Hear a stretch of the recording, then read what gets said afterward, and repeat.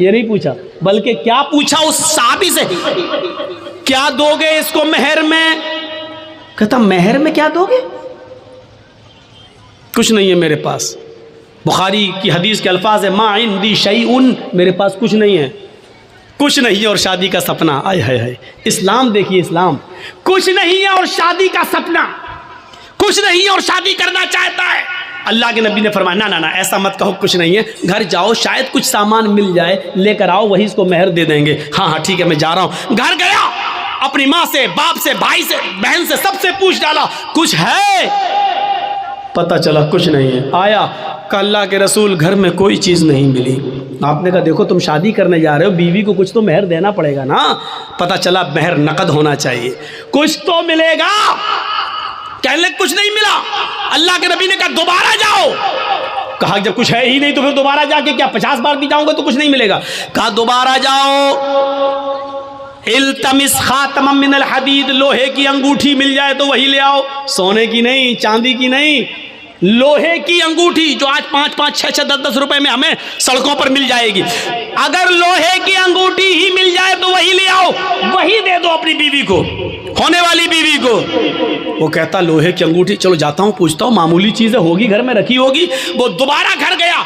वो सहाबी थोड़ी देर के बाद घर से वापस आते और कहते माँ वजद तो खातमम मिनल हदीद, अय अल्लाह के रसूल, घर में बहुत कुछ ढूंढा, बहुत तलाश किया, लेकिन मुझे लोहे की अंगूठी भी नहीं मिली।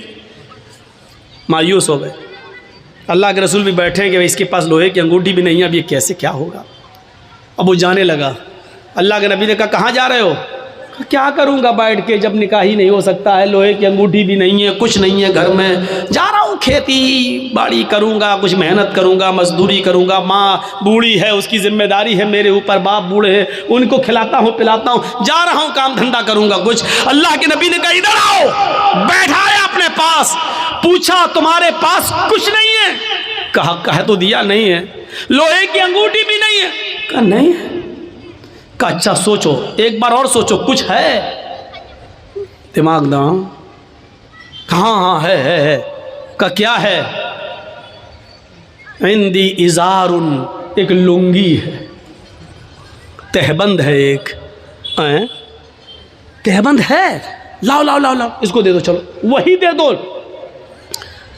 क्या कहता है मालूम है? वही दे दो। जब वो दे दूंगा तो मैं क्या पहनूंगा? जब सोता हूं तो वही तो पहनता हूं घर पे, जब इसको दे दूंगा तो मेरे पास क्या रहेगा? तो अल्लाह के नबी ने कहा फिर क्यों कह रहे हो कि कुछ है? कहा आपने पूछा तो मैंने कह दिया वही है, उसको मैं पहन के सोता हूं, तो फिर उसको वो भी नहीं दे सकते हो? तो उसने कहा पूरा नहीं दे सकता हूं, 2 टुकड़े कर देता हूं, आधा दे दूंगा इसको। अब अल्लाह के रसूल की मुस्कुराहट निकल गई, हंसी आ गई। आधा दोगे बेचारी, आधा का क्या करेगी वो? आधा किस काम का? और जब फाड़ दोगे तो आधा तुम क्या करोगे? तुम्हारे किस काम का? किसी काम का हो या ना हो, कम से कम खेत में बिछा तो लेंगे, बैठ तो जाएंगे। बांधने के लायक नहीं रहेगा तो क्या हुआ, कम से कम जमीन पर बिछा के बैठ तो सकते हैं। पूरा नहीं दे सकता हूं मैं, दूंगा तो आधा।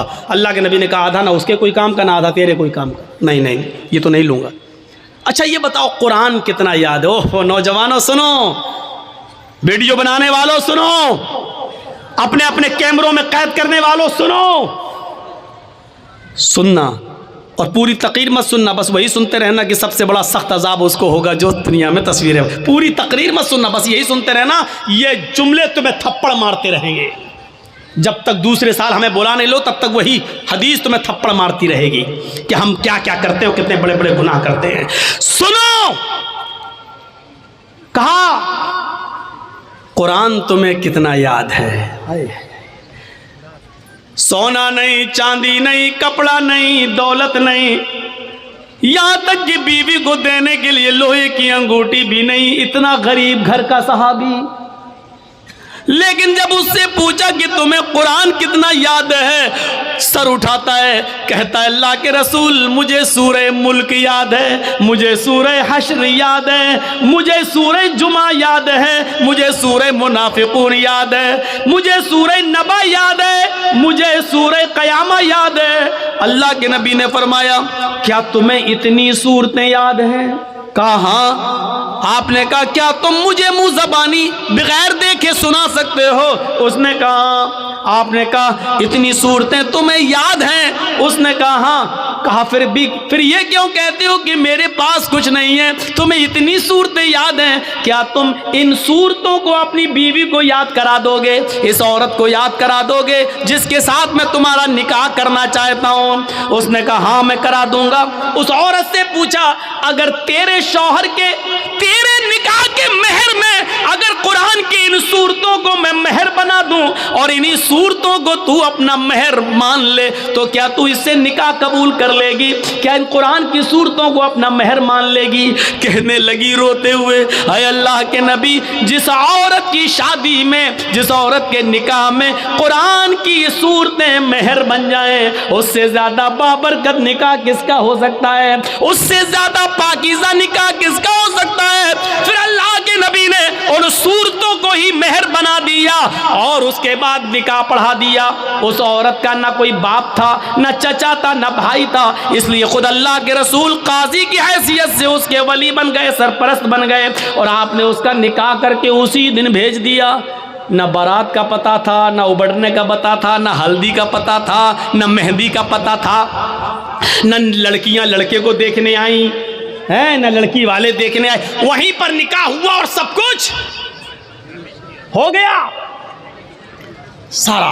और सुनो, ये निकाह जितनी सादगी के साथ हुआ, 1400 साल के बाद आज भी इस निकाह का चर्चा होता है, इस निकाह का तज़किरा होता है, इस निकाह का जिक्र होता है। 1400 साल के बाद भी इस निकाह का जिक्र हो रहा है। तो मेरे भाइयों, मैं कहना ये चाह रहा था कि इस्लाम मुकम्मल एक मजहब है, मुकम्मल कंप्लीट एक दीन है, कंप्लीट। इस्लाम के अलावा कोई दीन कंप्लीट नहीं है। इस्लाम की खुसूसियत एक और है, क्या है?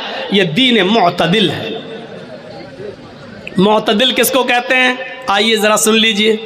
दीन मुअतदिल, एतदाल, जिसके अंदर मियां न रवी हो, जिसके अंदर न बहुत ज्यादती हो न बहुत कमी हो, एतदाल, ये सिर्फ इस्लाम की खुसूसियत है।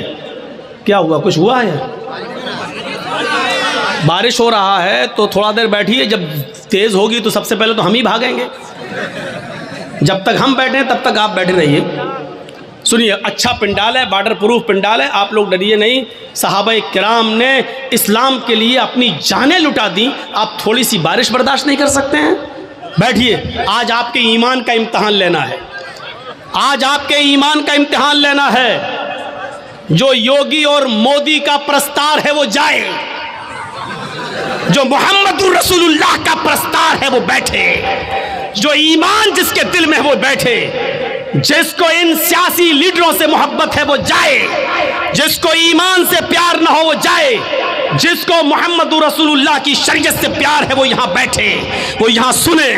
मेरे भाइयों, इस्लाम ऐसे ही नहीं मिला है, ऐसे ही नहीं मिला है। सहाबा की कुर्बानियों के बाद, उनकी गर्दनें कटने के बाद, उनकी शहादतों के बाद ये इस्लाम हम तक आया है। सुमैया रजी अल्लाह ताला अन्हा ने अपनी शर्मगाह में नेज़ा दाखिल करवाया था, लेकिन अल्लाह अल्लाह कहती रही थी। उसके दोनों पैर बांध दिए गए थे, चीर दी गई, जिस्म से दो टुकड़े कर दिए गए, लेकिन इस्लाम को नहीं छोड़ा।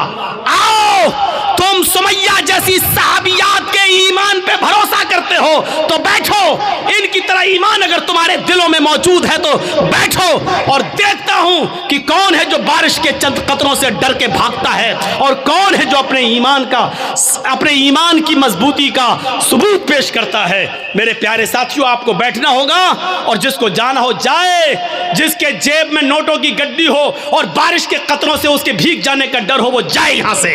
मौलवी जर्जीस को ऐसे जवानों की जरूरत नहीं है, ऐसे जवानों की जरूरत नहीं है। जर्जीस का राह बड़ा मुश्किल है, जर्जीस का रास्ता बड़ा कठिन है। हमारे रास्ते पर वो चले जो कांटों पे चलना जानता हो, हमारे रास्तों पे वो चले जो आग के अंगारों पर जिसको डर हो कि हमारे पैरों में फलक पड़ जाएंगे वो जाए, और जिसको उम्मीद है कि हम आग के अंगारों पे चल जाएंगे कुरान और हदीस की आवाज सुनकर, जिसको ईमान के लिए आग के अंगारों पे चलना गवारा हो वो यहां बैठे।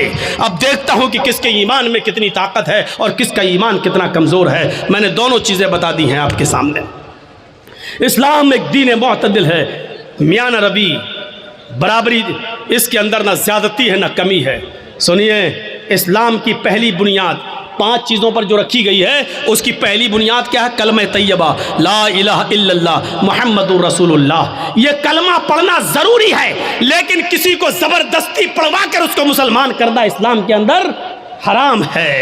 इसके बाद इस्लाम की दूसरी बुनियाद आती है नमाज।